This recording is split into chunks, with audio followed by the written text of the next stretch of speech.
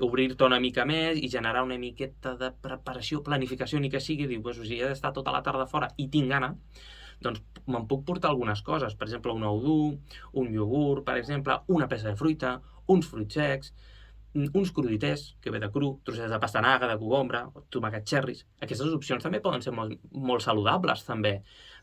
Això és una cosa. I l'altra també és dir, doncs el que parlàvem abans, que si hem d'estar picant entre hores, també l'estructura que estem fent potser no és correcta, perquè realment jo el que normalment vaig divulgant és que a nivell general cap a on hauríem de tirar la tendència és a fer 3 ingestes, no a fer 4, 5, 6 ingestes, sinó amb 3 ingestes estaria molt bé.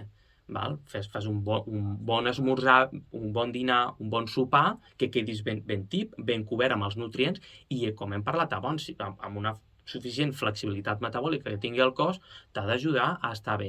Però és veritat que una persona que ve amb entulls potser no és l'estratègia a donar-li el primer cop. Jo normalment el que faig potser és començar a donar 5 ingestes amb una estructura i a partir d'aquí ja després fem una estratègia en la que la persona li porto cap a 3. Val? Però entrar a 3, quan una persona té entulls, és molt difícil.